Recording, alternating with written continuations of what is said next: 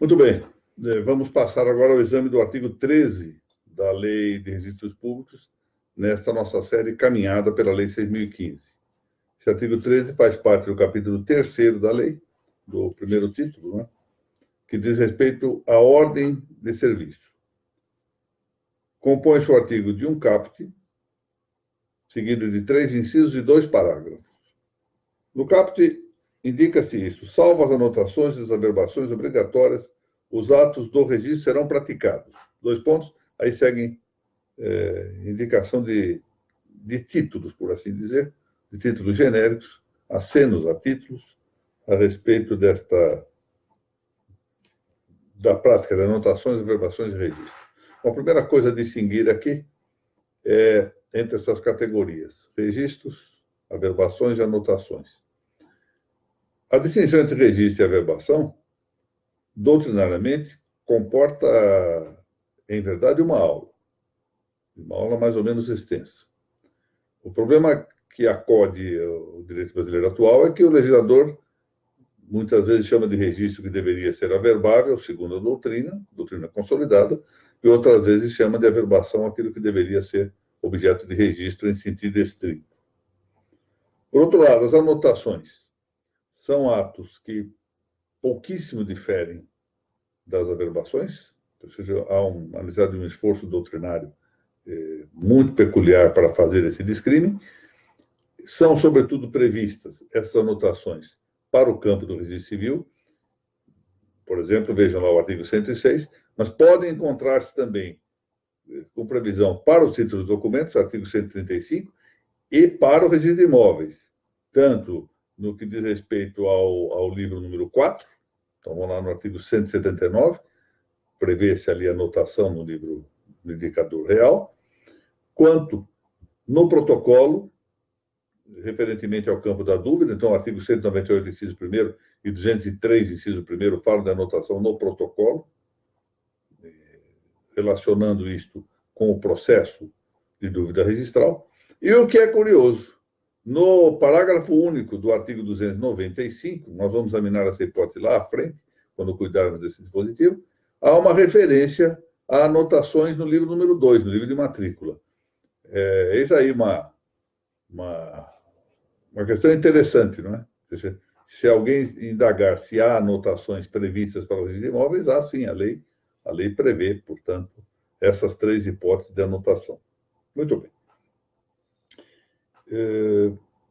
Por outro lado,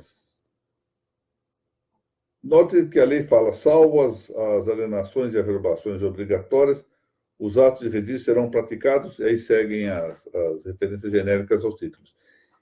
Isto aqui insinua a excepcionalidade do princípio da atuação oficial do registrador. O registrador atua, em geral, mediante rogação dos solicitantes, ou seja, rogação daqueles que estejam desejando a prática do registro, e não atuam de ofício.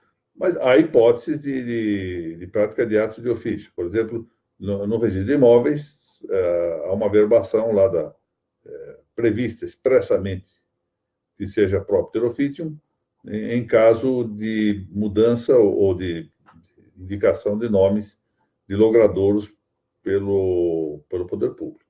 Então, há essa providência. E há outros atos praticados de ofício. Eu mencionei aqui há pouco a anotação no protocolo do resultado tanto da suscitação da dúvida quanto do julgamento final desta dúvida. Se até praticado de ofício, não há necessidade de requerimento, porque está na sequência de outros atos rogados, entre eles aí, nessa hipótese da suscitação da dúvida. Portanto, deve entender isso. A regra é de que haja rogação, ou seja, que haja um princípio de instância. O registrador, em princípio, não age de ofício, mas pode dar-se que ele age de ofício. Eu, por exemplo, embora a legislação tenha alterado o que antigamente se dispunha a respeito da correção dos erros evidentes, eu continuo entendendo que cabe a correção do erro evidente de ofício, não há necessidade de pretensão. Pode corrigir de ofício erros de caráter material, chamados erros materiais, que sejam evidentes tanto na sua ocorrência quanto na sua solução. Prossegue aqui o nosso dispositivo. Os atos, averbações, atos de registro serão praticados: 1. Por ordem judicial. 2. Requerimento verbal ou escrito dos interessados. 3. A requerimento do Ministério Público, quando a lei autorizar. Bom, por ordem judicial. Bom, aqui o que se está a dizer não é a mesma coisa que o título judicial. O título judicial é um instrumento. Esse instrumento pode tanto ter como conteúdo, ou seja, ter como matéria, uma ordem judicial, quanto um acordo entre as partes, uma medida que não seja ordinatória, mas indicativa, por exemplo, de um resultado. Houve uma penhora. E essa penhora pode estar no título. Eu quero registrar ou averbar a penhora, conforme se entenda o ato a praticar num ou no outro caso. Eu levo isso na forma de um título. Esse título pode ser qualificado. E, se qualificado, pode ocorrer que o juiz entenda que deva ser praticado o ato. Imaginem o seguinte: expede-se, por exemplo, um formulário de partilha, título judicial. Leva-se ao cartório de registro, o registrador entende que esse título apresenta defeitos. Seja defeito de forma, seja defeito de matéria, não importa. Devolve com uma nota qualificando negativamente o título, exigindo saneamento. O interessado pode tomar uma série de providências. Pode requerer a suscitação de dúvida, pode simplesmente cumprir ou sanear o título, pode eventualmente impetrar mandado de segurança contra o registrador, uma demanda de obrigação de fazer, é muito raro, mas é possível.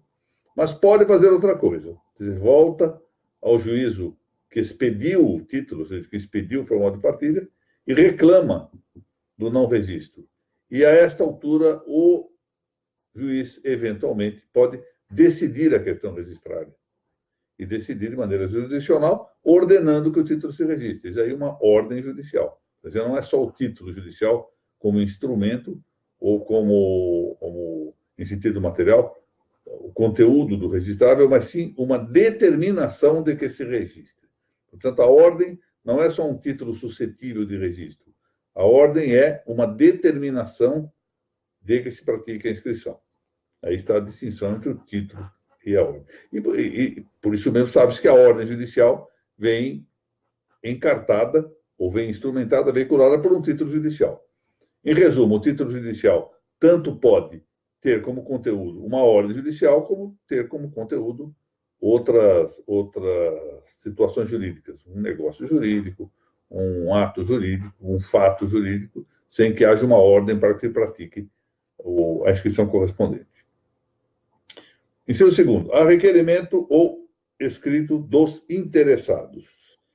Requerimento verbal ou escrito dos interessados.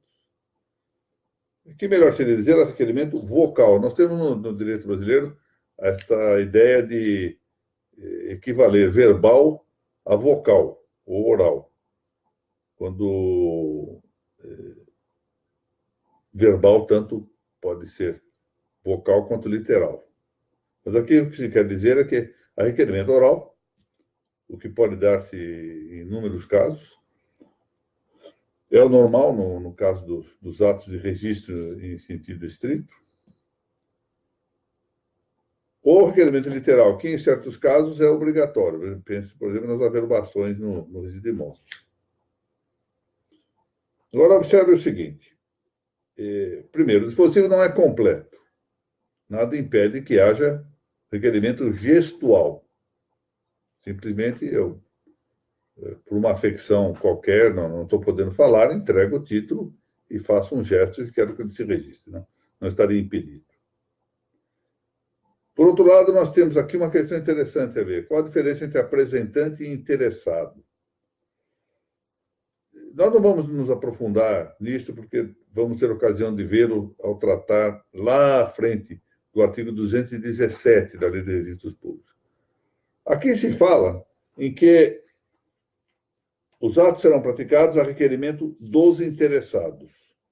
E nós teríamos a ideia de que o interessado nesse dispositivo é alguém que tenha o interesse substantivo, o interesse material na inscrição. E poderíamos ser tentados aqui com a ideia de que ao registrador caberia verificar se aquele que está solicitando o registro tem efetivamente interesse em praticar o ato. Mas se nós vamos ver o 217 da Lei de Registros Públicos, eu chamo atenção para isso, diz aqui: o registro e a averbação poderão ser provocados por qualquer pessoa. Por qualquer pessoa. Portanto, aqui, melhor parece que nós tenhamos uma visão bastante ampla. Pode estar agindo com mandato expresso em favor de outro, com mandato tácito em favor de outro. Há apenas uma dúvida: se é possível alguém que se afirme gestor, chamado gestor propter officium, alguém que saia por aí com uma dessas esquisitices da vida, a recolher títulos não registrados e vai levando para o cartório para registrar. Ou como diz um autor espanhol, Roca Sastre, se é possível que alguém encontrando um título na rua faça o seu registro. É duvidoso no direito brasileiro. A meu ver, não é possível. Não se pode estender a tal ponto a possibilidade de registração. Por mais que seja uma situação claramente rara, né? Mas enfim, seria um ato de piedade, de generosidade de alguém que, encontrando um título, resolva promover-lhe o registro. Mas é provável que aqui não seja possível. Por outro lado, há uma observação a fazer, que num sistema como o brasileiro, falando do registro de imóveis, em que o registro é obrigatório, por força da leitura que ultimamente se tem dado ao artigo 169 da Lei de Registros Públicos, perde importância o princípio da rogação. O registro deve ser feito obrigatoriamente. E levando à letra isso, apenas estaria impedido de promovê-lo, ou seja, de promover esse registro, o próprio registrador, porque está impedido de fazê-lo, por impedimento. Porque, fora isto, qualquer um poderia promover o ato de registro num sentido bastante amplo. Meu ver, vamos ter de caminhar um pouco até chegar à posição mais adequada. Ao comentarmos o 217, vamos tratar desse assunto mais a fundo, porque há pelo menos uma hipótese em que alguém tem de provar o interesse jurídico para o registro. No mais, o registrador não controla o interesse de quem se apresenta com o título para praticar a inscrição. Prossegue a lei. Há requerimento do Ministério Público, quando a lei autorizar. Ou seja, aqui o Ministério Público que pede alguma inscrição, desde que a lei o autorize a fazer. Aqui é um caso de legitimação extraordinária do Ministério Público. Não haveria nenhuma necessidade desse dispositivo, porque se já está dito que qualquer interessado pode praticar o ato, é evidente que o Ministério Público, tendo legitimação extraordinária, poderia ocupar a posição do interessado. Mas, enfim, a lei resolveu deixar isso mais claro. Dispõe o parágrafo 1º, o reconhecimento de firma nas comunicações ao registro civil, que é facultativo, mas pode ser, por isso mesmo que é facultativo, exigido pelo oficial do registro.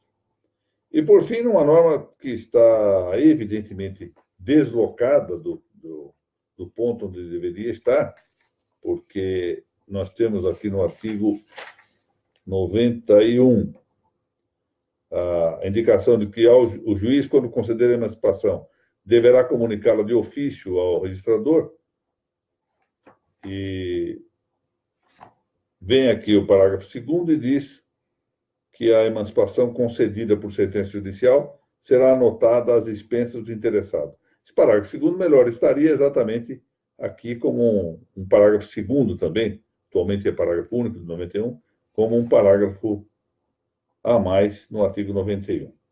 Mas está dito que se a sentença conceder a emancipação, ela, que deve ser comunicada de ofício pelo juiz ao registrador, será anotada, no caso de anotação, às expensas do interessado. E com isso concluímos esta nossa aula sobre o artigo 13. É provável que a próxima aula, antes de passar ao 14, eu eu atue, aqui eu estude um pouco a diferença entre registro e averbação. Penso que, embora seja uma excursão doutrinária, talvez convenha para melhor esclarecer esses pontos. Ou seja, distinguindo de um lado o registro, de outro lado a averbação e de outro lado a anotação, que, quanto ao registro civil, bem que diga, é uma remissão entre inscrições. Quanto ao registro civil, não é assim, por exemplo, em relação ao registro de imóvel. Não é? Muito bem. Muito obrigado e prosseguimos.